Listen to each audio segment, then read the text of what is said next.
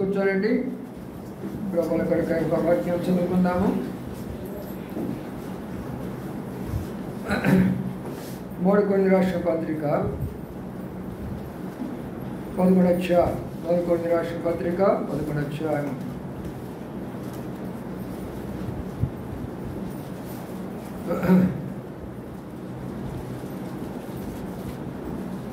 ఇరవై 7వ వచనం నుంచి చదువుకుందాం. 31వ పరిపాటు. కాబట్టి ఎవడు అయోగ్యంగా ప్రభు యొక్క రొట్టెను తినో లేక ఆయన పాత్రలను త్రాగునో వాడు ప్రభు యొక్క శరీరం గురించి రక్తం గురించి అది రాలేదు. కాబట్టి ప్రతి మనుషుడు తను పరీక్షించుకోవడం అలాగ చేస్తే రొట్టెని తిని ఆ పాత్రలో అనేది త్రాగవలను. ప్రభు శరీరం అని వివేచింపక తిని త్రాగువాడు తన శిక్షావళి కలుగుకే తిని త్రాగుతున్నాడు. ఇందువలనే మీరు అనేకులు బలహీనులు రోగులను చాలామంది నిద్రిస్తున్నారు. 26 కూడా చదువుకుందాం. మీ రొట్టెని తిని ఈ పాత్రను త్రాగినప్పుడల్లా ప్రభు వచ్చే వరకు ఆయన మనల్ని ప్రచురించారు. చాలు ప్రార్థన చేసుకుందాం. ప్రియగల మా పడవ తండ్రి, నమ్మకమైన మా దేవానికి స్తోత్రాలు చెల్లించుకుంటున్నాం. ఆరాధన కొరకు రాగల బిడ్డల బట్టి మీకు స్తోత్రాలు. కాకుండా రావాల్సిన వారిగా ఉంటున్నారు, వారి కూడా నడిపిస్తున్నామని ప్రార్థిస్తున్నాం. వచ్చిన ఒక్కరు కూడా ఖాళీ పడకుండా సహాయపడుతారండి. ఆరాధించిన బిడ్డలు, అనుభవంతో ఆరాధించినటువంటి వారు, ఆత్మతో సత్యంతో ఆరాధించిన వారికి ఆశీర్వాదాలు దయచేస్తారండి. నామకార్థంగా ఆరాధించలేని వారికి ప్రభా వారికి ఆరాధన కొరకైనటువంటి ప్రభా దర్శనం దయచేయమని ప్రార్థన చేస్తున్నాం. ప్రేమల మా ప్రభు తండ్రి, జింగల మా దేవా, నమ్మకం మా ప్రభావాన్ని వందనాలు స్తోత్రాలు చెల్లించుకుంటున్నాం. అదే సమయంలో మా ప్రభా మొదటి బలి 8 అవసరాలను జ్ఞాపకం చేసుకోనండి. ప్రభా మా తండ్రి వల్ల కావాల్సిన కొన్ని హెచ్చరికలు దయచేయమని ప్రార్థన చేస్తూ విధాల హస్తాలు కవి చెప్పుకుని అందుకు శక్తిని మీ నామపడి అందిస్తూ మమ్మల్ని తగ్గించుకుండా మీ వైపు చూస్తూ యేసయ్య పరిశుద్ధ నామమున స్తుతించి ప్రార్థించి గణపక్షి వేడుకొంచున్నాము తండ్రి. ఆమేన్. ప్రభు యొక్క బల కొరకైనటువంటి కొన్ని తలంపులు మనం గమనిస్తూ వస్తున్నాం. మనము ప్రతి ఆదివారము ప్రభు బలలో ఎందుకు పాల్పొందాలి? మరి మిగతా సంఘాలు పాల్పొందుతున్నాయా? మరి ఎందుకు వాళ్ళు పాలు పొందలేకపోతున్నప్పుడు మనం ఎందుకు పాలు పొందాలి? అనేక విషయాలు మనం నేర్చుకోవాలి. ఎందుకంటే మరి ఇది చాలా ప్రాముఖ్యమైనటువంటి విషయం అన్నమాట. ప్రభు బల్ల అనేటటువంటిది ప్రాముఖ్య వర్షం.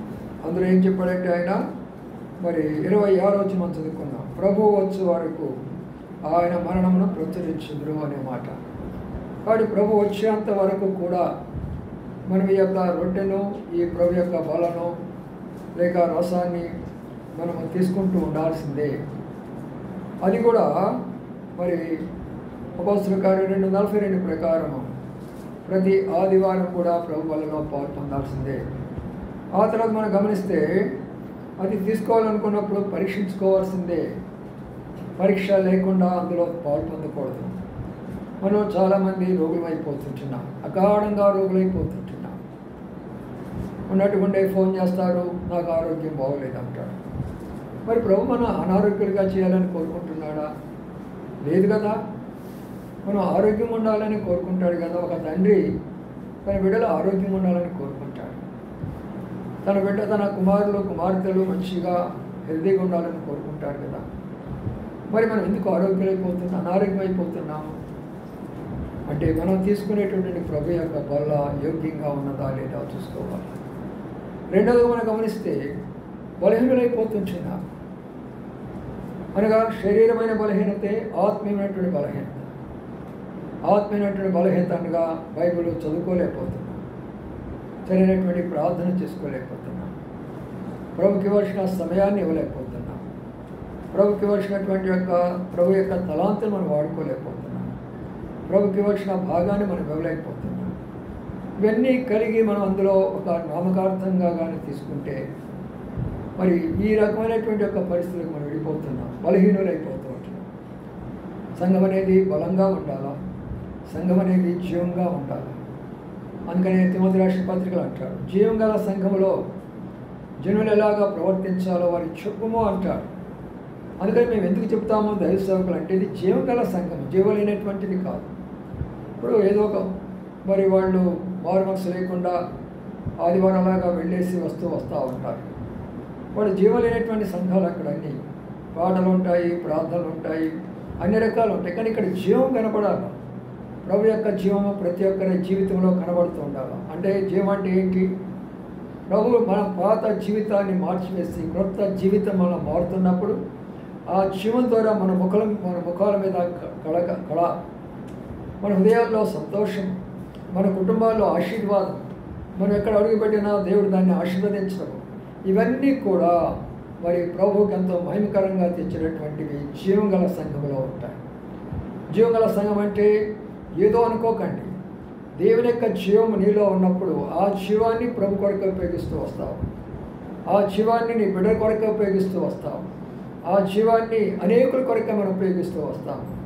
ఆ జీవం మనలే లేనప్పుడు, మనమే లేవలేని పరిస్థితిలో ఉన్నప్పుడు మన జీవము ఎలాగా ఉందంటే కొట్టుకలాడే జీవంగా కనబడుతూ ఉంటుంది. అందుకని ప్రియులారా, ఈ యొక్క రొట్టెలో మీరు పాలు పొందాలి అన్నప్పుడు అయోగ్యంగా చాలామంది పాలు పొంది అనేకమైనటువంటి యొక్క అనారోగ్యాలకు పాలైపోతుంటున్నారు. అనేకులు బలహీనులైపోతున్నారు, కొంతమంది చనిపోతున్నారు కూడా. చాలామంది దైవ సేవకులు కరోనా టైంలో చనిపోతూ వచ్చారు. మరి దైవ సేవకులు మరి చాలా యవనస్తులైనటువంటి వారు మరి ఎందుకు చనిపోవాల్సి వచ్చింది అనేది తర్వాత తెలుసుకుంటే మరి సేవా విధానంలో చాలా లోపాలు అక్కడున్న సంఘాల ద్వారా తెలుసుకున్నారు. సేవకులైనటువంటి వారు లోపాలు కలిగినప్పుడు సేవను దేవుడు ఆశీర్వదించలేడు, సేవకును కూడా దీవించలేడు. అందుకనే నా కృప నీకు దూరం చేయను కానీ నేను మాత్రం శిక్షిస్తాను అని చెప్పాడు. ప్రభు మాత్రం ఆయన కృప మనకు దూరం చేయడు కానీ శిక్ష మాత్రం మనం పాత్రలు అయిపోతాం. అందుకని మనము ప్రభు యొక్క వల్ల అంటే హెచ్చరిక కలిగి ఉండాలి. ప్రభు అందుకనే ఈ యొక్క రెండవ వర్తమానం హెచ్చరిక వర్తమానం అంటారు. ప్రభు మనకి ఏమై ఉన్నాడో మొదటి వర్తమానం అయితే ప్రభువుకు మనం ఏమై ఉన్నామో రెండవ వర్తమానం. ఈ దర్శనం అనేది ఏ సంఘాల్లో లేదు. వారికి ఏది జ్ఞాపకం వచ్చిందో అదే చెప్తూ ఉంటారు. ఓ సహోదరి నువ్వు కన్నీరులో ఉన్నావా?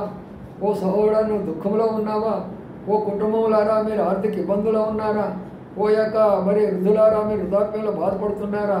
వీటిని గురించే ఉంటుంది కానీ సంఘ దర్శనంలో చెప్పాలన్నమాట. ఎత్తబడే సంఘం అన్నప్పుడు జీవం గల సంఘం మాత్రమే ఎత్తబడుతుంది, మిగతా సంఘాలు విడబడుతూ ఉంటాయి. ఆ రోజున వాళ్ళు ఏనే మాట ఏమంటారంటే, అయ్యా నేను నీ నామపేరున బోధ చేయలేదా, నీ నామపేరుని స్వస్థత చేయలేదా, నీ నామపేరుని అద్భుతాలు చేయలేదా అన్నప్పుడు ఆయన ఒక మాట అంటున్నాడు. ఏమంటున్నాడు? అన్నీ నా నామపేటే చేశావు. అది నువ్వు చేసింది దాని వెనక ఏం చేసావు? నువ్వు అక్రమము చేసావు, అక్రమము చేస్తూ వచ్చావు. దాని వెనక నీ దృష్టి ఒక స్వార్థంతో కూడినటువంటిది, ఒక ధనాశతో కూడినటువంటిది, ఒక పాపులారిటీ కొరకు కూడేటటువంటిది, ఏదో ఈ లోకం కొరకైనటువంటి మరి దీని కొరకై నువ్వు పోరాడుతూ నా పేరు పెట్టుకొని నువ్వు బ్రతుకుతూ వచ్చావు. అందుకని అక్రమం చేయవాడా, బోధించిన వాడా, అద్భుతాలు చేసిన వాడా, ఆశ్చర్యమైన కార్యాలు చేసినటువంటి వాడా, నీవెవరో నాకు తెలియదు, వెళ్ళిపో అంటాడు. అందుకని దైవ సేవకులు చాలా భయపడాలి. దైవ సేవకులు బోధించకపోతే దేవుడు దైవ సేవకులను అడుగుతాడు, నీవెందుకు బోధించలేదు, నేనెందుకు కాపరిగా పెట్టాను, నేనెందుకు పిలిచాను, నేను నా వాక్యాన్ని బోధించమని కదా, నా సత్యాన్ని తెలియచేయమని కదా నువ్వు చెప్పింది. అందుకని వారు అలాగైపోయినారు, నీవు ఇలాగైపోయినావు. అందుకని ప్రియమైన సోదరీసోదరులారా, 3వ భాగంలో చూసుకుంటే చాలామంది నిద్రిస్తున్నారంటే చనిపోతుంటున్నారు, రోగులైపోయినారు, బలహీనులైపోయినారు, చనిపోతున్నారు. కారణం ఏంటి?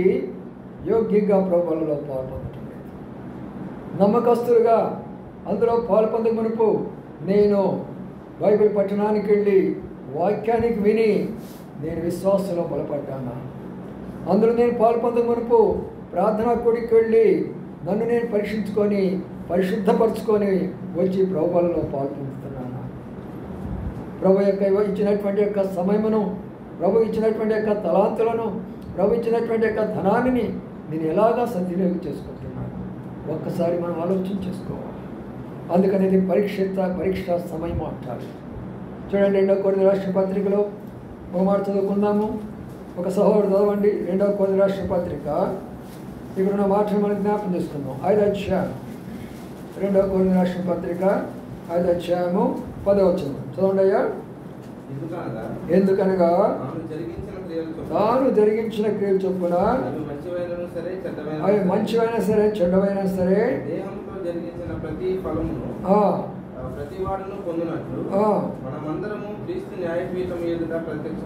చూడండి ప్రియులారా, మనమందరము ఎవరు చెప్తున్నారు? కొరింథీ సంఘంలో ఉన్న పరిశుద్ధులందరికీ చెప్తున్నారు. మనమందరమే ఒక రోజున ఎవరి దగ్గర నిలబడబోతున్నాము? క్రీస్తు దగ్గర. ఇప్పుడు క్రీస్తు అప్పుడు శిలువలో కనబడడు. క్రీస్తు భూలోకంలోకి వచ్చినప్పుడు మరి పేద గృహంలో జన్మించినాడు, పశువుల పాకలో జన్మించినాడు. ఆయన చనిపోయినప్పుడు ఆయన కల్వరి శిలువలో కనబడుతూ వచ్చాడు. అది ఇప్పుడు కల్వరి శిలువ కాదు. ఎలా కనబడబోతున్నాడు? ఆయన న్యాయపీఠం మీద కూర్చుంటాడు. ఆయన న్యాయపీఠం మీద వచ్చినప్పుడు, సంఘం ఎత్తబడినప్పుడు ఒక్కొక్కరిని పిలుస్తూ ఉంటాడు. ఒక్కొక్కరొక్కరిని పిలుస్తూ ఉంటాడు. ప్రతి ఒక్కరి పేరు ఉంటుంది జీవ గ్రంథంలో. రక్షించబడ్డావా? బాప్తిసం తీసుకున్నావా? ఆరాధన చేస్తున్నావా? బలలో పాల్పొందుతున్నావా? ప్రభు కార్యాలు చేస్తున్నావా? నీ పేరు తప్పనిసరిగా జీవ గ్రంథంలో రాయబడిందని గుర్తించుకో. ఏ గ్రంథము కాదది, జీవ గ్రంథము. అంటే నీవు జీవించవని అర్థము. రక్షించబడ్డవారే ఆ గ్రంథంలో ఉంటారు.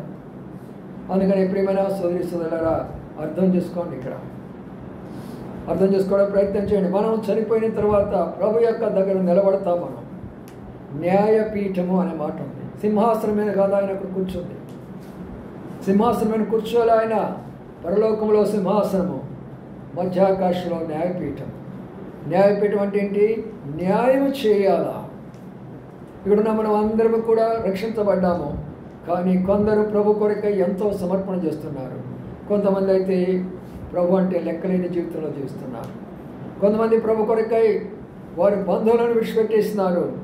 కొంతమంది ప్రభుని విడిచిపెట్టేసి బంధువులు అందుకుంటున్నారు. కొంతమంది వారి యొక్క శరీరాన్ని ప్రభు కొరకై సమర్పించుకొని దివారాత్రులు ప్రభు కొరకై పనిచేస్తుంటున్నారు. మరి కొందకు సుఖభోగ విలాసంతో శరీరం దగ్గర వాళ్ళు జీవిస్తూ ఉంటున్నారు. వారు ధనమంతా కూడా లోకం యొక్క ఆశల కొరకై ఖర్చు పెట్టుకుంటూ బంగారము వెండి విలువైనటువంటి వస్త్రాలు కొనుక్కొని వాటితో కొంతమంది జీవిస్తూ ఉంటే అవన్నీ తీసుకొని వచ్చి దేవుని కొరకై సమర్పిస్తున్నారు. న్యాయం చేయడా ప్రభు? అందరికి ఒకే న్యాయం ఉంటుందా?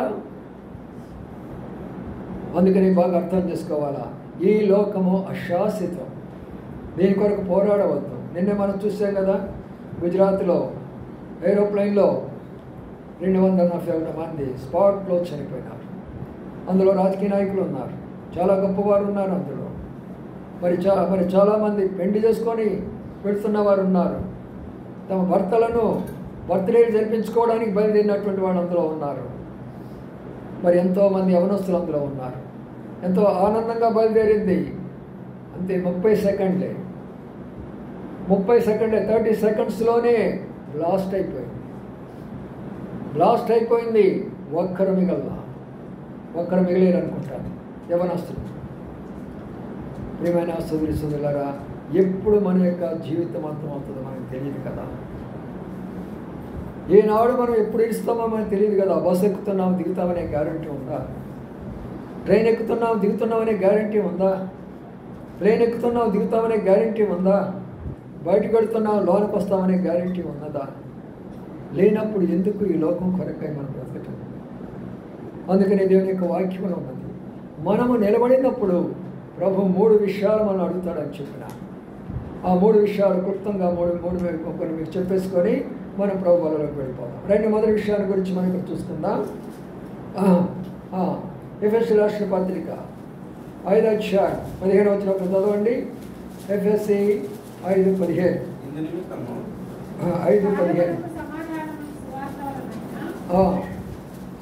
5:15 ఎఫెసీ. దినములు చెడ్డవి గనక మీరు సమయం పోనీక సద్వినియోగం చేసుకొనొచ్చు, జ్ఞానుల కాక జ్ఞానుల వలె నడుచుకున్నట్లు జాగ్రత్త చెబుతున్నాడు. You must be careful. మామూలు మాట కాదు ఇది. మనం ఇప్పుడు జాగ్రత్త చెప్తామంటే ఏదో జరగబోయేటప్పుడు జాగ్రత్త చెప్తూ వస్తాం. నిన్న ఆ యొక్క ఏరోప్లేన్లో కూర్చున్నటువంటి ఒక ఆయన అంటున్నాడు, మరి ఏసీ పనిచేయటం లేదు, గాలి ఆడటం లేదని ఒక పేపర్ తీసుకొని ఇసురుకుంటా ఉన్నాడు. మరి అన్ని సంకేతాలను చూస్తుంటే అపాయంలో ఉంది, చాలా అపాయంలో ఉంది ఇదని చెప్తూనే ఉన్నారు. కానీ నవ్వుకుంటున్నారు కొంతమంది. ఏముందలే ప్రయాణం అని చేస్తాడు అనిపిస్తుందిలే, పైకి పోయినప్పుడు అదే వస్తుంది అనుకున్నారు వాళ్ళు. ప్రియమైన సోదరులారా, సమయము సద్వినియోగం చేసుకోనండి. ఒకసారి కానీ నీ జీవితంలో ఒక దినము గడిచిపోయిందంటే ఆ దినం తిరిగి రాదు. 2024 గతించిపోయింది, 2025లోకి వచ్చాము.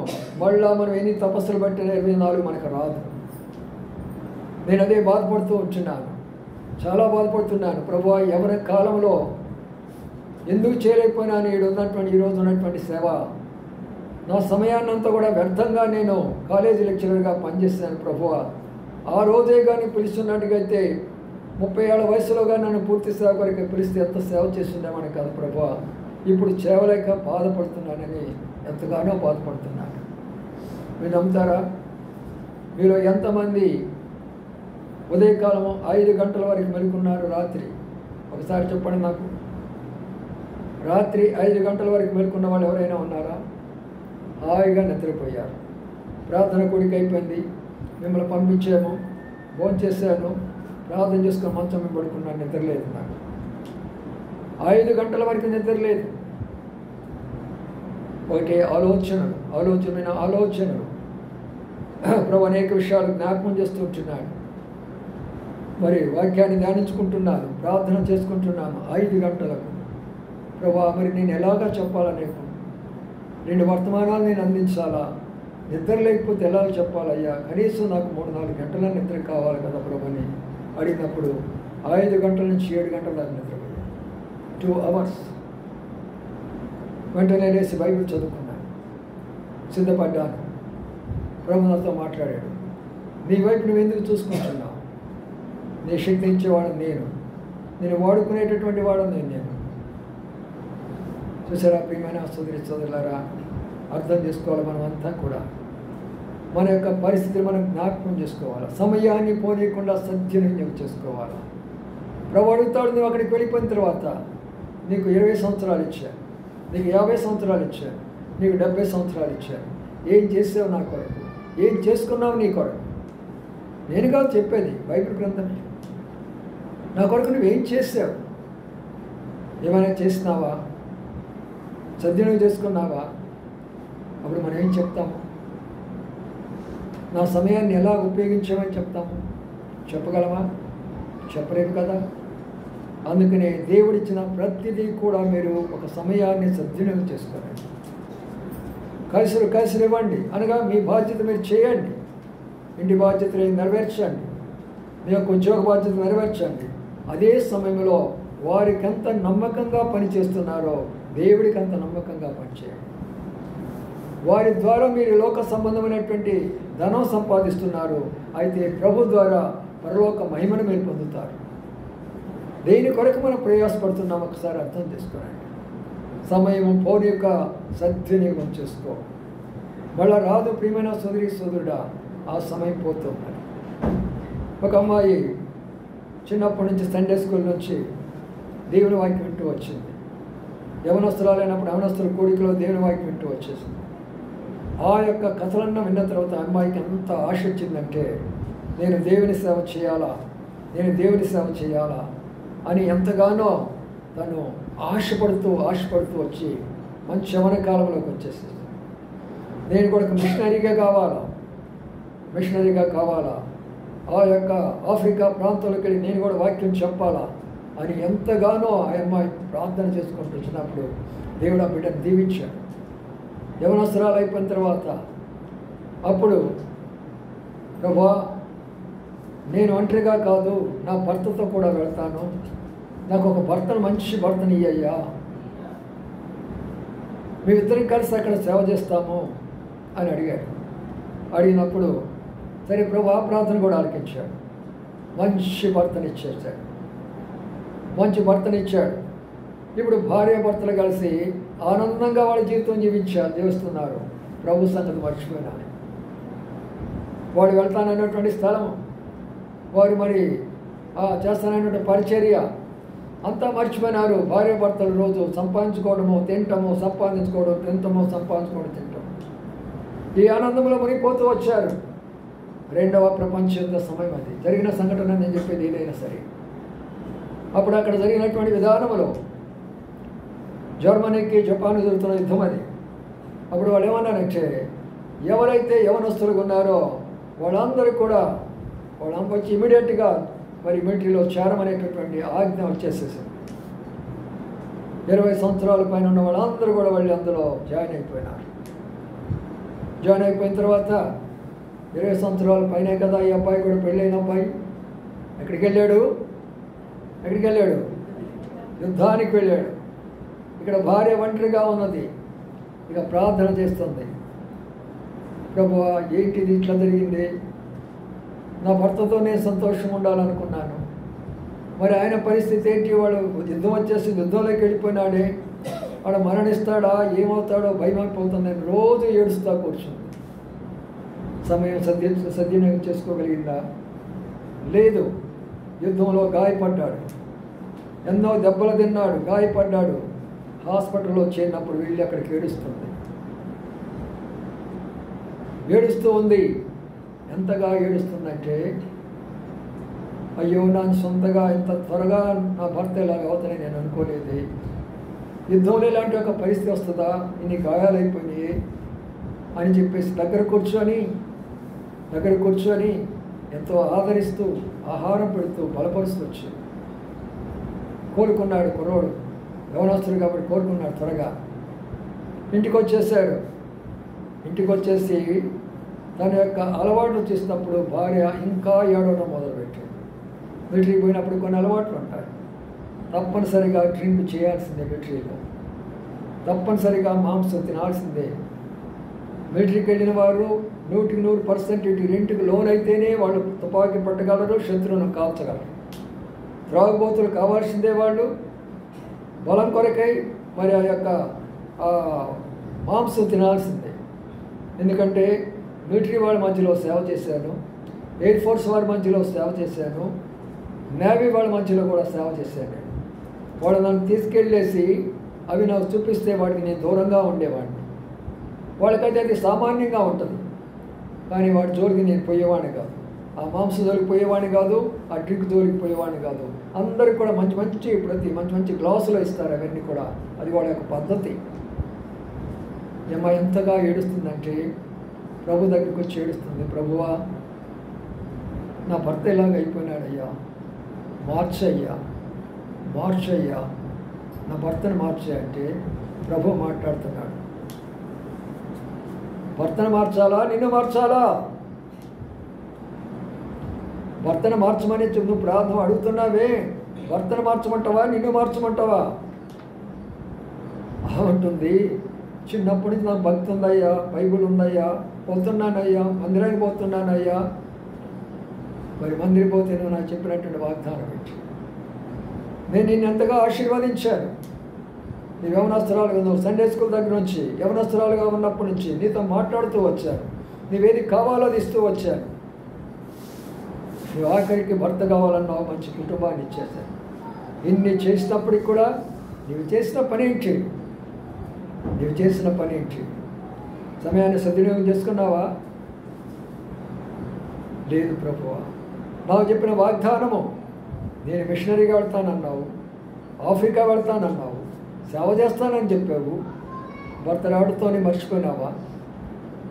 నా ప్రియమైన సహోదరులారా, ఈ మాట వారికే కాదు, మనందరికీ కూడా. ప్రతి ఒక్కరము హెబ్రోన్ ఫెలోషిప్లో ఉన్న మనం అందరము కూడా మన సమయాన్ని సద్వినియోగం చేసుకోండి. ప్రతి ఒక్క గంట కూడా చాలా విలువైనటువంటిది. ఒకటేమో మరి మీకున్నటువంటి డ్యూటీ బాధ్యతలు మీరు నెరవేరుస్తున్నారు, ఇంటి బాధ్యతలు నెరవేరుస్తున్నారు, కానీ దేవుడి బాధ్యతలు నెరవేర్చలేకపోతున్నారు. ప్రభు దగ్గర నిలబడినప్పుడు, ఆయన న్యాయపీఠం దగ్గర నిలబడినప్పుడు దేనిని అడగబోతున్నారు? ఏం జవాబు చెప్తాం? ఏం జవాబు మనం చెప్పగలం? అందుకని అక్కడ మాట రాస్తూ వచ్చారు. ఏమనుంది? న్యాయపీఠం లేనప్పుడు తాను చేసిన మంచి కార్యాలు చెడ్డ కార్యాలను బట్టి దేవుడు ఏం చేయబోతున్నాడు? తీర్పు తీర్చబోతున్నాడు. ఉదయకాల సమయంలో బలలో పాల్పొంద ముందు ఒక మంచి నిర్ణయం తీసుకుంటాం. ప్రభా, ఇప్పటికైనా సమయాన్ని వ్యర్థమైపోయింది, రమ్మంటే రాదు, ఇప్పటికే నాకు సమయం, ఇప్పటికే వయసు చాలా దాటిపోతుంది నాకు, కాబట్టి ఈ వయసులో నేనేం చేయలేను, ఇంకా అలాంటి పరిస్థితులు రాబోతున్నాయి. నీ కొరకై కొంత అయినా సరే నేను చేయాలి ప్రభు అని మనము ఆ విషయాల్లో భారం కలిగి ఉంటాం. ఇది మొదటి విషయంగా చూస్తున్నాం. రెండో దానికి వస్తాం రండి. రెండో దానికి వస్తే మత్తయి సువార్తలో మరో మాటను జ్ఞాపకం చేసుకుందాం. అక్కడ మనం ప్రభు దగ్గర నిలబడినప్పుడు రెండవది ఆయన ఏమడుగుతాడో అనే విషయాన్ని ఇక్కడ చూసుకుందాం. ప్రభు అడుగుతున్నాడు, చూడండి 25వ అధ్యాయము 14 వచ్చిందండి. పరలోక రాజ్యము ఒక మనుషుడు దేశాంతరమైన ప్రయాణమై తన దాసులను పిలిచి వారికి ఆస్తిని అప్పగించాడు. చూడండి ప్రియులారా, ఇప్పుడు పరలోక రాజ్యం అనేది పరలోకానికి వెళ్ళాలని కదా మనం అందరూ ఇక్కడికి వస్తున్నాం విషయము. అయితే ప్రభు ఏం చేశాడు? ఒక ఆస్తిని మన చేతిలో పెట్టాడు. ఏ ఆస్తి అండి అది? బంగారమా, వెండ, లేక ఈలోక సంబంధమైనటువంటి యొక్క భూములా? ఏ ఆస్తి పెట్టాడు ఆయన? ఆ ఆస్తి ఏదో మీరు తెలుసుకోండి. ఆ ఆస్తి ఏమిటి? ఆస్తి అనేది మీరు తెలుసుకోండి. అనగా ప్రభు ప్రతి ఒక్కరికి కూడా ఒక తలాంత్ ఇస్తాడు, టాలెంట్ ఇస్తాడు, ఒక గిఫ్ట్ ఇస్తాడు, ఒక వరాన్ని ఇస్తాడు ప్రభు. అర్థమవుతుందా? ప్రతి ఒక్కరికి ఇస్తాడు అది. యవనస్తులకి ఇస్తారు, పెద్దలకి ఇస్తారు, పురుషులకి ఇస్తారు, స్త్రీలకి ఇస్తారు, ప్రతి ఒక్కరికి కూడా ఇస్తాడు అది.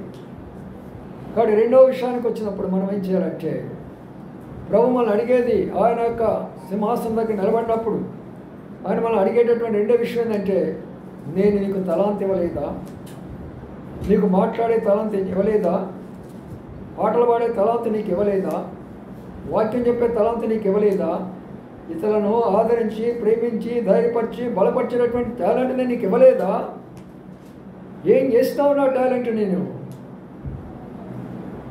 సోదరులారా, బాగా అర్థం చేసుకోండి. ప్రభు దగ్గర నిలబడినప్పుడు మన తలాంతులు ఎక్కినప్పుడు ఇచ్చాడు.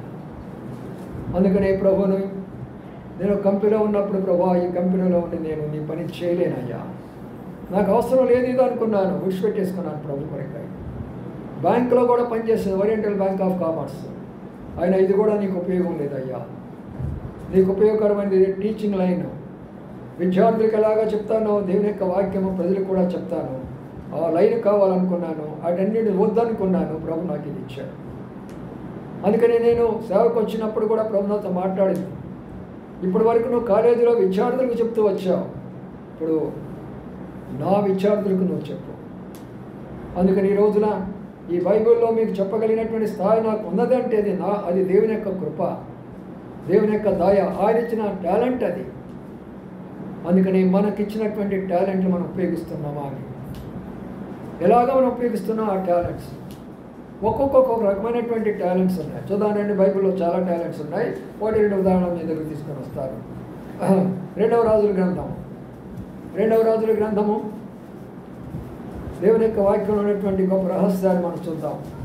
రెండవ రాజుల గ్రంథంలో అక్కడ ఒక మాటను ప్రభు మనకి జ్ఞాపకం చేస్తున్నాడు. 6వ అధ్యాయం, రెండవ రాజులు 6వ అధ్యాయంలో ఒక మాట మనకు కనబడుతుంటున్నది.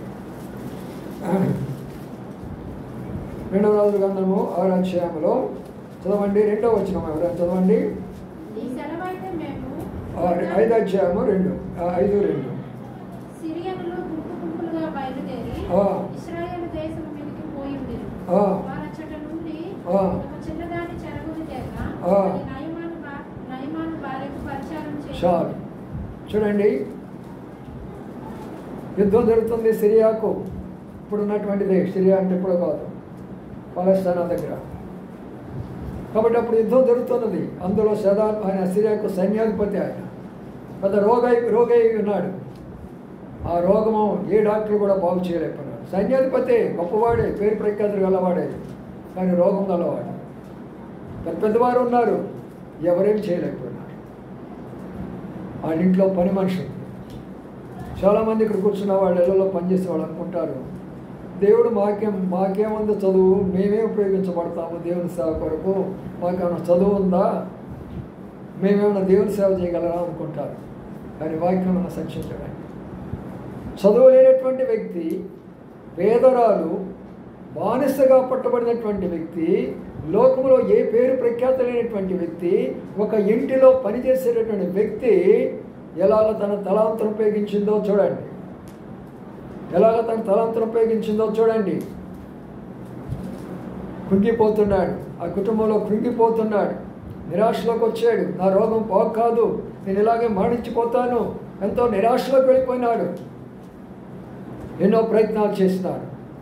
అప్పుడు ఆ యొక్క ఇంటిలో పనిచేస్తే ఆ యొక్క యవనస్తురాలు ఏం చెప్తున్నది, అయ్యగారు మీరేం భయపడవలసిన పని లేదు, మీరు భయపడాల్సిన పని లేదు. ఇక్కడ మీ కొరకై ఒక ఆయన ఉన్నాడు, ఇక్కడ మిమ్మల్ని స్వస్థపరచాలంటే అదిగో ఫలానా స్థలంలో ఒక దైవజనుడు ఉన్నాడు, ఆయన దగ్గరికి మీరు వెళ్ళండి, మీ రోగం అంతా పోతుంది. చూసారా ప్రియులారా, చదువు లేనటువంటి వ్యక్తి, పేరు ప్రఖ్యాతులు లేనటువంటి వ్యక్తి, ధనము లేనటువంటి వ్యక్తి, మరి ఈ వ్యక్తి పరలోకం ఉండదా మీరు చెప్పండి? ఉంటుందా? పరలోకం ఉంటుందా? అంటే దాని అర్థం ఏంటి? పరలోకానికి వెళ్ళాలి అన్నప్పుడు ఏదో గొప్ప లెక్చరర్లు, డాక్టర్లు, ప్రొఫెసర్లు, ఏదో పెద్ద ఉద్యోగస్తులు అనేది అవసరం లేదు. ప్రతి ఒక్కరికి ఒక టాలెంట్ ఇచ్చాడు. ఆ టాలెంట్ని ఉపయోగించుకో. ఏ సమయంలో ఏది ఉపయోగించుకోవాలనేది జ్ఞానంగా ఉపయోగించుకుంటే దాని ద్వారా దేవుని యొక్క ఆశీర్వాదం నీకు ఉంటుంది. దాని ద్వారా ఇతరులకు నువ్వు ఎంతో మేలు చేసిన వారు అంటాం. చూసారా ప్రియులారా, ఎటువంటి టాలెంట్ని ఉపయోగించుకుంటున్నారు. ఒక చిన్నది ఒక బానిసగా తీసుకొచ్చినామా, ఒక మార్గం చూపిస్తే ఆయనకేమైపోయింది, ఆ దైవజనుడి దగ్గరికి వెళ్ళాడు, ఆ మాట చెప్పిన మాట విన్నాడు, రోగాన్ని పోగొట్టుకున్నాడు, సంతోషంతో తిరిగి వచ్చాడు. ఎంత బహుమానం ఇచ్చుంటాడో ఆమెకి. ఇంటికి తిరిగి వచ్చిందని ఇవ్వడా, బహుమానం ఇవ్వడా? అమ్మా ఇంట్లో నువ్వు పని చేస్తున్నావురా, ఇట్లా బయట నా దగ్గరికి నీ మాట విన్న తర్వాత నా రోగం పోయిందమ్మా, రా నీకు కావాల్సినంత నేను ఇస్తాను పో. ఏమైనా ఆస్వాదిస్తున్నారా? ప్రతి ఒక్కరికి ఒక టాలెంట్ ఉంటుంది. కొంతమందికి ప్రార్థన చేసే టాలెంట్, కొంతమందికి ఆరాధన, కొంతమందికి సేవ, కొంతమందికి పరిచర్య. ప్రభు కొరిక నీవేమిస్తున్నా? ప్రభు కొరిక మనం ఏ పరిచర్య చేయగలుగుతుంటున్నా?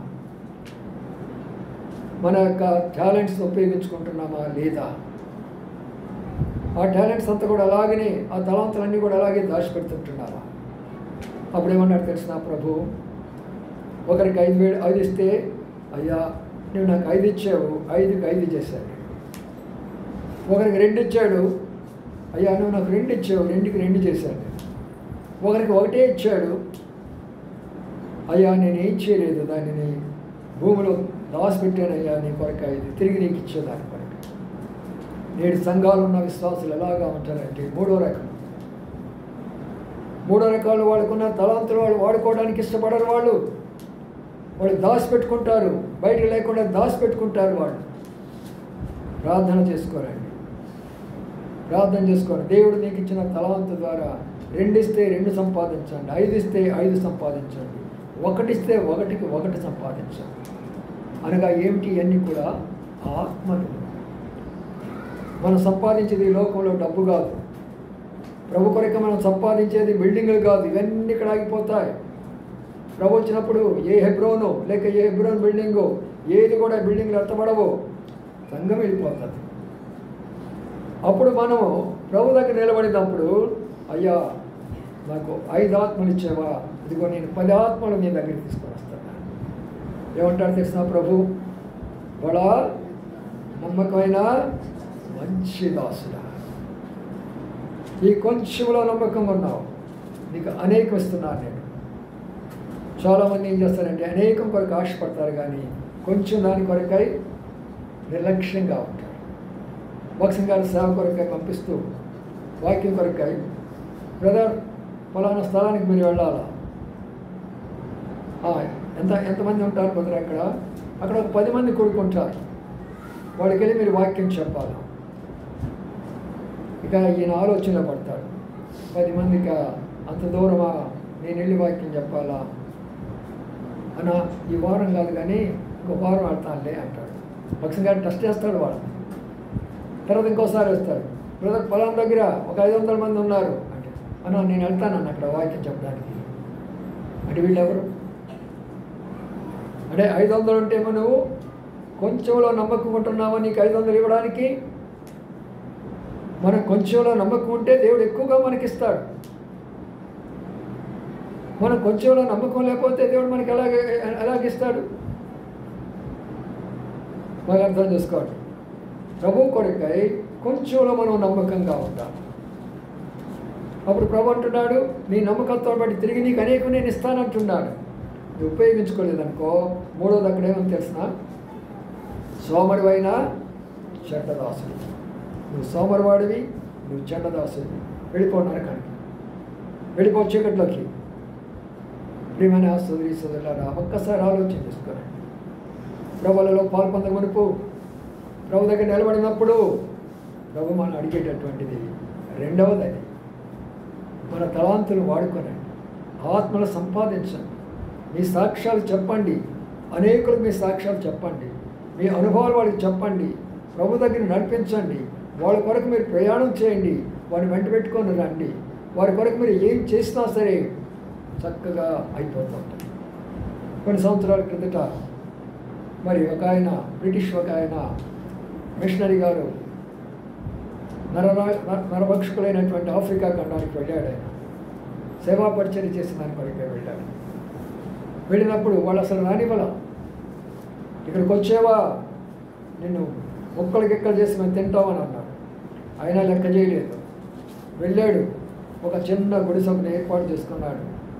తను చేయవలసిన పని నెమ్మదిగా ప్రార్థన చేసుకోవడం ప్రారంభించాడు. అది ఆ ప్రాంతంలో భయంకరమైనటువంటి ఒక కరువు ఏర్పడిపోయింది. ఆ ప్రాంతంలో కరువు ఏర్పడినప్పుడు వాళ్ళకు ఒక పూజారి ఉన్నాడు, బాబాలు అంటారు కదా, ఒక పూజారి ఉన్నాడు.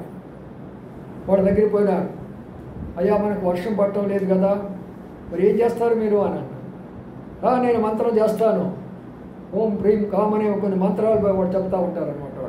వాడు నేను మంత్రాలు చెప్తాను అన్నారు. అందరూ కూడా వచ్చేసారు. వచ్చి దీని కొరకు నేను మంత్రం చేయబోతున్నాను, ఫలాన్ని మీరు ఇన్ని పశువులు తీసుకురండి, ఇంత ధనం తీసుకురండి, పొలాన్ని తీసుకురండి. పాపం వాళ్ళు అవన్నీ తీసుకొచ్చి ఆయనకి ఇచ్చేశారు. ఇచ్చిన తర్వాత ఈయన అంతగానో దాని కొరకే ప్రార్థన చేశారు. ఏమి కావాలా? అప్పుడు అడిగాడు, అయ్యా ఏంటి నువ్వు ఇంత మరి చేసినావే, మరి వర్షం పట్టడం లేదండి అయ్యా అని గ్రామస్తులే వాడు పూజారిని అడిగాడు. ఇక్కడ మిషనరీ వచ్చాడు, వాడు ఉండి ఇదంతా కూడా జరుగుతుంది, వాడిని తరివేసేస్తే ఏం జరుగుతుంది, మనకు వర్షం పడుతుంది అని అన్నాడు. అట్టనా, సరే మనం తరివేద్దామని చెప్పేసి ఆయన దగ్గరికి వెళ్ళాడు. ఆయనకి వెళ్ళేసి ఇదిగో నిన్ను బట్టి మాకు వర్షం రావటం లేదంట అని చెప్పేసి ఈ నరభా మాంస పక్షులు కదా ఆయన చేలు కట్టేసుకొని పాపం బంధించేసేసి ఆయన చాలా మరి పరిస్థితిలో ఇబ్బంది పెట్టేసేస్తున్నారు. ఆయన దేవుడి కొరకే సహించుకుంటున్నాడు, ప్రేమ చూపిస్తున్నాడు. సరైన అలాగైతే నా ద్వారా మీకు వర్షం పడిపోతే దాన్ని నేనేం చేయలేను, మీకు నేను ఆటంకంగా ఉండను, అలా నేను నా మార్గం నేను చూసుకుంటానులే అని అన్నారు. ప్రియమైన సోదరులారా, ఆ తర్వాత ఏం జరిగిందంటే ఆయన అట్లా చేసినా కూడా వర్షం పడలేదు. ఆయన బంధించినా కూడా వర్షం పడలేదు. వాడు తిరిగి వచ్చేసాడు. తిరిగి వచ్చి నువ్వు మోసం చేస్తున్నావు, మా దగ్గర డబ్బు తీసుకున్నావు, మా దగ్గర పశువులు తీసుకున్నావు, మా దగ్గర అన్నీ తీసుకున్నావు, ఇవన్నీ ద్వారా నువ్వు వర్షం కురిపించకపోగా మళ్ళీ నువ్వేమంటున్నావు, ఆ మిషనరీ మీద పంపించావు, ఆయన బాగా ఇబ్బంది పెట్టించేసావు, ఎన్ని పనులు నువ్వు చేసావు, నువ్వు ఉండటానికి వీల్లేదు. అందరు కలిసి అతను కొట్టడానికి పోయినారు. మొత్తం గ్రామస్తులు కలిసి వాళ్ళు పూజారిని కొట్టడానికి పోయినారు. అప్పుడు ఈ మిషనరీ చెప్పింది ఏం తెలుసుదా, మీరు దయచేసి ఆ పూజారిని మీరు కొట్టొద్దు, ఆ పూజారి మీరు చంపివేయొద్దు, ఆ పూజారి జోలికి పోవద్దు మీరు అన్నప్పుడు వాళ్ళందరూ అనంట, ఈడేదిరా ఎర్రోడులాగా ఉన్నాడు, ఎక్కడి నుంచో వచ్చాడు, తెల్లటోడు ఎర్రోడులాగా ఉన్నాడే, అందరూ చంపండి అంటారు. కాదు, మీరు చంపగాకండి, మనం ప్రార్థన చేస్తాం, దేవుడు ఆలకిస్తాడు, మంచి మనకు వర్షం ఇస్తాడు, రండి అని చెప్పేసి ఆయన ప్రార్థన చేయడం మొదలుపెట్టాడు. ఎప్పుడైతే ప్రార్థన చేయబడతాడో దేవుడు ఆ ప్రార్థన ఆలకించాడు, చక్కని వర్షం కురుస్తుంది. ఇప్పుడు నమ్మండి, ఎంత ఉద్యమం వచ్చి ఉంటుంది అక్కడ, ఎంత ఉద్యమం వచ్చి ఉంటుంది, ఎంతమంది మారి ఉంటారు. గ్రామము ఆ యొక్క ప్రాంతం మొత్తం మారేసింది. ఆఖరికి పూజారి కూడా, అయ్యా నిన్ను చంపమన్నందుకు నేను నన్ను బ్రతికించేవయ్యా, లేకపోతే ఈ నరమాంస భక్షులు నన్ను ఏం చేసేవాళ్ళంటే పూర్తిగా చంపేసేవాళ్ళే, అయితే చంపేయకుండా నన్ను బ్రతికించావు అంటే అది కేవలము నీ ప్రేమయ్యా, క్రీస్తు ప్రేమను చూపించాడు. నా ప్రియమైన సోదరులారా, క్రీస్తు ప్రేమ మనం చూపించినప్పుడే దేవుని యొక్క ఇంటికి మందిరానికి వస్తారు ప్రజలు. నువ్వేం బోధ చేయాల్సిన పని లేదు. అక్కడ ఆమె ఏం బోధ చేసింది చెప్పండి? ఏం బోధ చేసింది కాబట్టి ఏమి బోధ చేయలేదు, ప్రేమ. ఆ యొక్క యజమానుడికి చూపించిన ప్రేమను బట్టి అక్కడ ఆమెకు ఉపయోగించుకోండి. ఇక్కడ చూసిన పరిస్థితిని మనం జ్ఞాపకం చేసుకుంటే మరి ఇక్కడ ఉన్నటువంటి ఆ ప్రేమ, ఆ సహనము, ఆ ఓర్పు, ఆ ప్రాంతము, ఆ గ్రామము, ఆ యొక్క ఆదివాసులందరూ కూడా మారేదాని కొరకు అవకాశం అయిపోయింది. జాగ్రత్త, ప్రభు రెండవదిగా అడుగుతుంటున్నారు, నీ యొక్క తలాంతులు నువ్వేం చేసుకుంటున్నావు. అందుకని మనం చదువుకున్నాం, నేను వచ్చు వరకు ఏం చెప్పాడు, నా మరణాన్ని ప్రకటించమని చెప్పాడు. ఎవరు ఇందులో పాలు పొందుతారో, ఎవరు ఇందులో భాగస్తులుగా అవుతున్నారో, ఎవరు రొట్టె తీసుకుంటున్నారో, ఎవరు అందులో మరి ప్రస్తుతంలో పాలు పొందుతున్నారో వాళ్ళకి ప్రభు ఏం చెప్తున్నాడు తెలిసిన? ఏం చెప్తున్నాడు? నేను వచ్చే వరకు నా మరణాన్ని మరి ప్రకటిస్తున్నారా? ఎవరైనా ఇక్కడ కూర్చున్న వాళ్ళు రొట్టె తింటున్నారే కానీ మీరు ప్రభు యొక్క మరణాన్ని గురించి, ఆయన యొక్క శ్రమల గురించి, ఆయన మన కొరకు చనిపోయిన విధానము, ఆయన కొరకు మనకు ప్రాణం పెట్టిన విధానము, ఆయన మన కొరకు మరణించిన విధానం గురించి ఎప్పుడైనా చెప్పారా మీరు? ఈరోజు ప్రాక్టీస్ మొదలు పెట్టండి. ప్రక్కన వాళ్ళకి చెప్పండి, ఇరుగోళ్ళకి చెప్పండి, తెలిసిన వాళ్ళకి చెప్పండి. దేవుడు కార్యం చేస్తూ వస్తాడు. అది ఆయన పని. మన పని మనం చేయాలా. లేకపోతే ప్రభు దగ్గర నిలబడినప్పుడు నువ్వే తప్పకిస్తావు చెప్పు. సమయాన్ని అడుగుతాడని చెప్పాను. రెండవది మన తలాంతులను ఆయన అడుగుతాడు. తలాంతులు ఉపయోగించుకుందాం. ప్రతి ఒక్కరం కూడా తలాంతులు ఉపయోగించుకుందాం. ప్రభువా, ప్రార్థన చేసుకోండి. నా తలాంటి ఏంటి? పాడటమా? నా తలాంటి ఏంటి? వాంఛాలు వహించడమా? నా తలాంటి ఏంటి? ఆదరించడమా? నా తలాంటి ఏంటి? వాక్యం చెప్పడమా? లేక నా తలాంటి ఏ తలాంతి నీవు ఇచ్చావో ప్రభువా, అది నేను వాడుకుంటాను ఈరోజు నేను ఒక వాగ్దానం చేసుకోండి. మూడవది చూసుకొని ముగిస్తున్నాను. అది కూడా ప్రభు దగ్గర నిలబడినప్పుడు మనం దాని కొరకే జవాబు చెప్పుకోవాలి. కాబట్టి అది కూడా మరి మత్తయి సువార్తలో ఉంటుంది అన్నమాట. మత్తయి సువార్త 6వ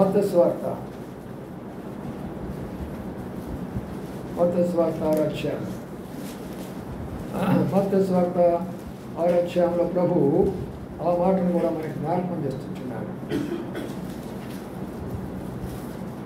మత్తయి సువార్త 6వ అధ్యాయం అక్కడ ఉన్న మాట చూడండి. 20 వచ్చిన చదవండి అయ్యా. పరలోకమందు మీ కొరకు ధనము కూర్చుకొనుడి, అచ్చట చెమట అయినను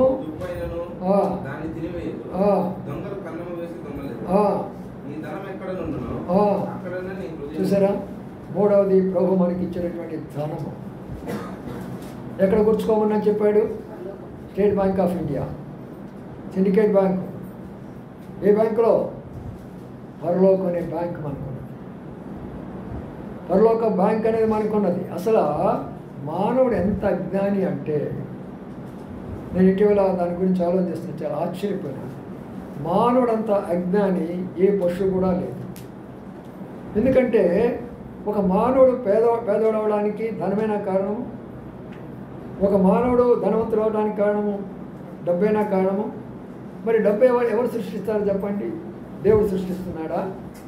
ఆకాశం దేవుడు సృష్టించాడు, భూమి దేవుడు సృష్టించాడు. డబ్బును ఎవరు సృష్టిస్తున్నారు? మనమేక. ఆ డబ్బును మనం సృష్టించుకున్న డబ్బు చేత మనం పేదవాళ్ళు అయిపోతున్నా, మనం సృష్టించుకున్న డబ్బు చేత మనం ధనవంతులు అయిపోతున్నాం. ఎంత అజ్ఞానులు మనము! పరలోక దేవదూతలకు అవి లేవు, జంతువులకు అవి లేవు, పక్షులకు అవి లేవు, మృగాలకు అవి లేవు, పురుగులకు అవి లేవు, చేపలకు అవి లేవు. అందుకని అన్ని సమానంగా ఉంటాయి. అవి దౌర్భాగ్యమైన స్థితి మానవుడిది. డబ్బు ఒకటి తీసుకొని పెట్టుకొని ఆ డబ్బుతోటి నా దగ్గర ఇన్ని కట్టలు ఉన్నాయని చెప్పుకొని నేను ధనవంతుడు అనుకోవటము, వారికి ఏమి లేకుండా చేసి వారు పేదవాళ్ళు అనుకోవటము ఎంత భయంకరమైనటువంటి విషయం. అందుకని ప్రభు చెప్పాడు, ప్రభు కొరకై నువ్వు ఖర్చు పెట్టే ప్రతి రూపాయి పరలోకంలో ఉంటుంది. పరలోకంలో ఉంటుంది. నీవు ప్రభు కొరకై ఆటో ఎక్కి నువ్వు వచ్చావనుకో, నీవేమనుకున్నావు? ఆటోకి నేను 100 రూపాయలు ఖర్చు పెట్టాను అనుకున్నావు. కాదు, అది 100 రూపాయల ఆటోకి కాదు నువ్వు ఇచ్చింది, పరలోకంలో భద్రపరిచినాడు. అదే ప్రభు నాతో మాట్లాడుతూ వస్తాడు. ప్రభు, నేను నీ కొరకై పెన్షన్ కూడా విడిచిపెట్టుకున్నానంటే ప్రభు నాతో అదే మాట్లాడాడు. పెన్షన్ విడిచిపెట్టుకున్నావు, జీతం విడిచిపెట్టుకున్నావు, కానీ నీకేమైనా తక్కువ ఉన్నదా? అదంతా నువ్వు నా దగ్గర పరలోకంలో నీ కొరకై దాన్ని భద్రం చేస్తున్నాను. రేపు నువ్వు వచ్చిన తర్వాత చూసుకుంటావు. నా కొరకు ఏమేమి నువ్వు విడిచిపెట్టినావు అవన్నీ నువ్వు నీ పక్కన కనపడతాయి. ప్రియమైన సోదరులారా, ప్రభు కొరకై నీవు ఏ ఒక్క రూపాయి ఖర్చు పెట్టినా అది పరలోకములో ఉంటుంది. నీ కొరకై ఖర్చు పెట్టేది నీ దగ్గర ఉంటుంది. ప్రభు పని అయినా సరే, ప్రభు యొక్క కార్యాల్లో ప్రభుకి ఏ పని, ఆయన మందిరం కొరకైనా, లేక పత్రికల కొరకైనా, లేక దేని కొరకైనా సరే ప్రభు కొరకై మనం ఖర్చు పెట్టుకోవాలి. దాని విషయంలో లెక్క అడుగుతాడు. నేను ఇచ్చినటువంటి ధనాన్ని నువ్వేమి చేసినా, భూలోకంలో ఉంచుకున్నావా, పరలోకంలో ఉంచుకున్నావా? నీ ధనం ఎక్కడున్నదో నీ హృదయం అక్కడ ఉంటుంది. ఈ రోజున అనేకులు ఆత్మీయంగా ఉండలేకపోవడం కారణం అంటే వారి ధనము భూలోకంలో ఉన్నది, వారి యొక్క హృదయం కూడా అక్కడే ఉంటుంది. ఎవరికైతే భూలోకంలో ధనము లేదో వారి హృదయాలు ఎప్పుడు పరలోకమే. వారి హృదయంలో ఎప్పుడు కూడా పరలోకమే. నేనున్నాను, నాదంటూ ఏమీ లేదు, నాకు సమస్తము కూడా మీరు ప్రభు కొరకై చేసినటువంటి యొక్క పనులు, మీరు ఇచ్చినటువంటి కానుకలు ప్రభు కొరకై, మందిరం కొరకై, పరిచయం కొరకై, స్థలం కొరకై వాడుతూ వచ్చాను. కానీ నా హృదయం అంతా ఎక్కడ ఉంటుంది రాత్రి పగలు? ఆ ప్రభువే. ఒక స్థలం నాకు ఉన్నది, ఇదంతా కూడా నాకు అవసరం లేదు, ఇది తాత్కాలికమే. అందుకని ప్రియమైన సోదరులారా, ఒక వ్యక్తి ప్రభు దగ్గర నిలబడినప్పుడు ఈ 3 అంతల తీర్పు జరుగుతుంది. ఆ తీర్పులో నిలబడగలుగుతామా మనం? ప్రభు కొరకు ఏమి ఇవ్వగలిగినాము? చూడండి, ఇంకొక మాట ప్రభు ఇచ్చిన సాక్ష్యాన్ని మరొక సాక్ష్యం ఉంటుంది. లూకా సువార్తలో ఉంటుంది ఆ మాట. ప్రభు స్వయంగా చెప్పాడు ఆ మాట గురించి. లూకా సువార్తలో ప్రభు మాట్లాడుతూ ఇచ్చిన విషయాన్ని జ్ఞాపకం చేస్తూ వచ్చాడు. లూకా సువార్త 20వ అధ్యాయం చదవండి, 1వ వచనం నుంచి. ఎవరు చూస్తున్నాడండి ప్రభు? కానుకలు పెట్టలేసేవాడు ఎవరు చూస్తున్నాడు ప్రభు? ధనవంతులను చూస్తున్నాడు. ఆ తర్వాత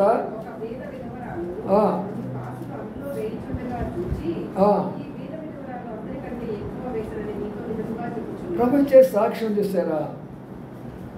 నేను చెప్పిన మాట మీకు ఏదో కల్పన ఉండదు. వేరే వాళ్ళలాగా మనం కల్పనా కథలు చెప్పలేము. వాళ్ళలాగా అనేకమైన చెప్తూ ఉంటారు, కానీ మనం ఆ కల్పనా కథ చెప్పలేము. ఇక్కడ ఉన్న మాట ఏంటంటే, ఆయన చెప్పిన మాట, ఒక పేద విధవరాలు, మొదట పేదామ, రెండవది భర్తలీనామ.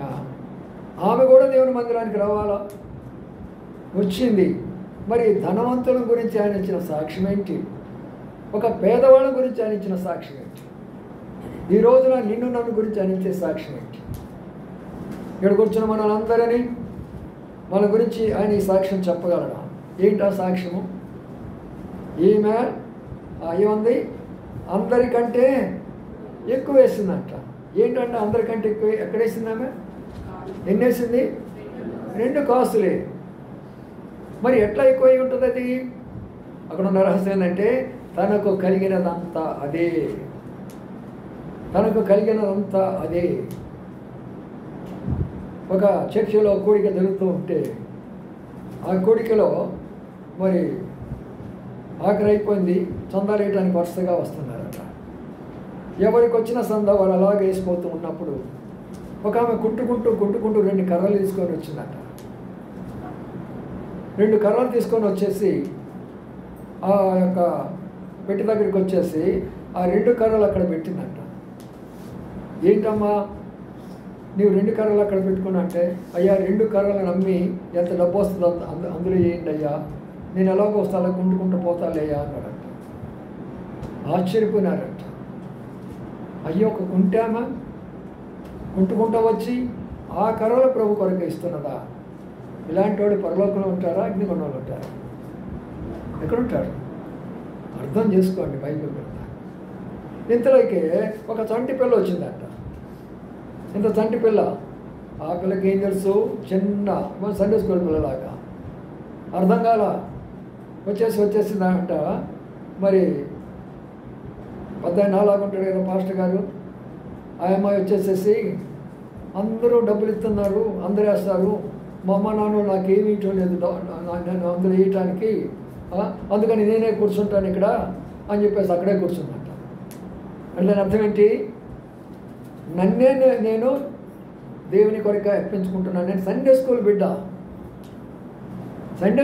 అర్పించుకుంది. ప్రభు ఈమె గురించి చెప్పినప్పుడు ఇవన్నీ వాస్తవాలు కాదా పిల్లారా? ధనవంతులను పారచూస్తున్నారు. ఇక్కడున్న మనలో కూడా చాలామంది ధనవంతులు ఉంటారు.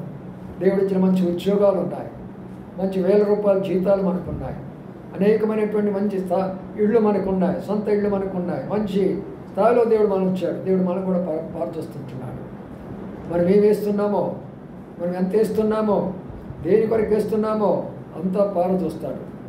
అప్పుడు ఈ రీతిగా అంటున్నాడు, ఏమంటున్నాడంటే, వారందరూ తనకు కలిగిన సమృద్ధిలో నుండి కానుకలు వేశారు.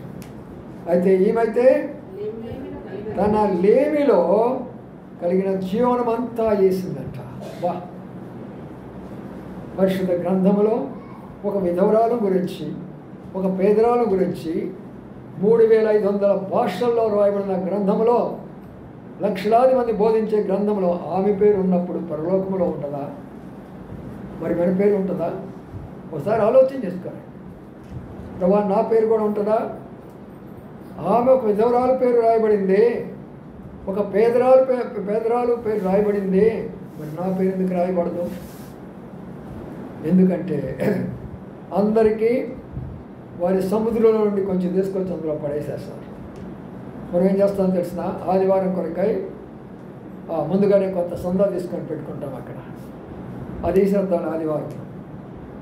కానీ ఒకటి గుర్తుంచుకోండి, ఎప్పుడైతే ప్రభు కొరక మనం శ్రేష్టమైనటువంటిది మన సామర్థ్యం కొలది ఎప్పుడు మనం ప్రభు కొరకై సమర్పించుకుంటామో అంతకంటే రెండంతలు నీ జీవితంలో చూస్తావు. నేను చూస్తూ వచ్చాను.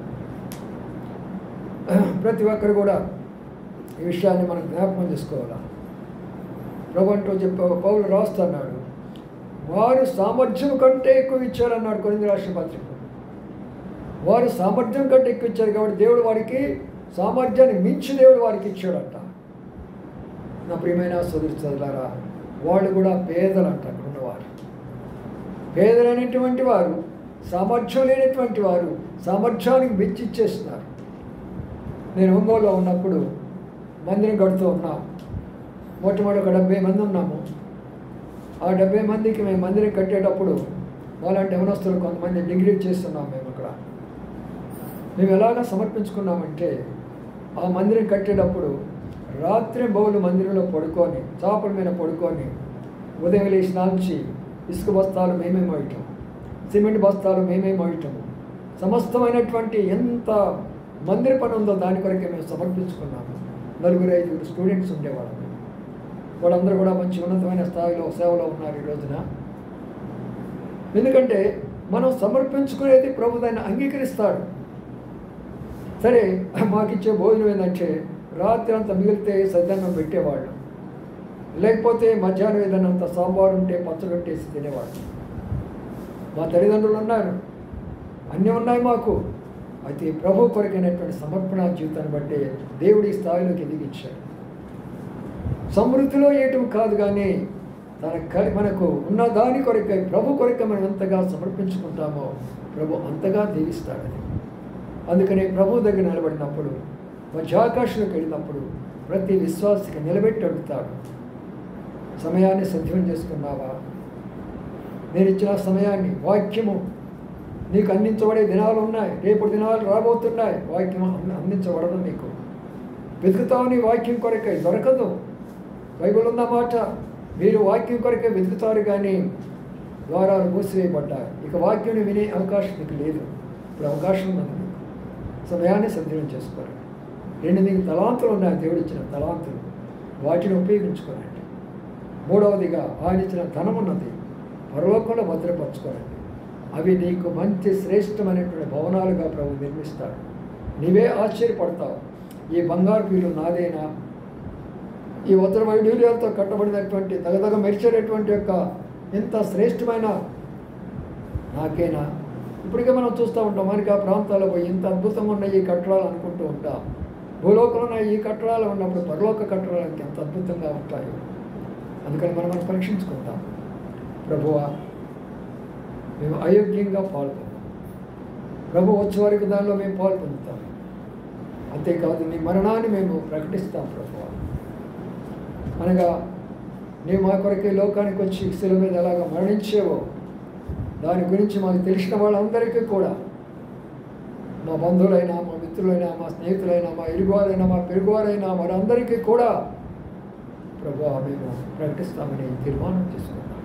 రండి ప్రార్థన చేసుకుందాం. ప్రభువులో వెళ్ళిపోతున్నాము. ఒక నిమిషం మౌనంగా రండి, మొక్కడం మీకు రండి, కళ్ళు మూసుకోనండి.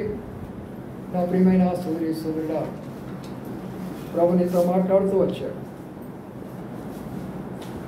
అయోగ్యంగా అందులో పాల్పొందకండి. 3 రకాలైన శిక్షలు. బలహీనుడైపోతావు, అనారోగ్య పాలైపోతారు, ఆఖరికి మరణం కూడా వస్తుంది. తప్పించుకోలేవు సుమా, తప్పించుకోలేవు. క్షమాపణ కోరుకో, మంచి నిర్ణయం తీసుకో, కన్నీటితో ప్రభు క్షమాపణ అడుగు, ప్రభు నేను క్షమిస్తాను. 2వదిగా ఆయన లెక్క నేను అడిగేది నీ సమయాన్ని ఎలాగ ఉపయోగిస్తున్నావు. ఆయన ఇచ్చిన తలాంతులు వరాలన్నీ కూడా ఎలాగనో ఉపయోగించుకోగలుగుతున్నాను. ఆయన ఇచ్చినటువంటి యొక్క మరి ధనాన్ని నువ్వు ఎలా ఉపయోగిస్తున్నావు? ఈ మూడిని బట్టి పరలోకంలో నీకు తీర్పు జరుగుతుంది, నీకు మంచి స్థానం ఇవ్వబడుతుంది. అదే మన నిరీక్షణ, అదే మన విశ్వాసం. దాని కొరకు లోకంలో జీవిస్తున్నాం. ఇప్పుడు మన ప్రాణాలు విడుస్తామో మనకే తెలియదు. మనం పరీక్షించుకుందాం, యోగ్యంగా పాపంలో పాల్పంచుకుందాం. ప్రతి ఒక్కరు మోకాళ్ళ మీద తగ్గించుకోండి. ప్రభువులో పాల్పొందుతున్నప్పుడు నన్ను జ్ఞాపకం చేసుకో, నా శరీరాన్ని జ్ఞాపకం చేసుకో, నీ కొరకు నేను చేసిన త్యాగం జ్ఞాపకం చేసుకో, నీ కొరకు నేను పడిన దెబ్బలను జ్ఞాపకం చేసుకో, నీ కొరకు నేను చిందించిన రక్తాన్ని జ్ఞాపకం చేసుకో. నీ కొరకే కదా ఇదంతా నేను చేసింది. ఒక్కసారి జ్ఞాపకం చేసుకో.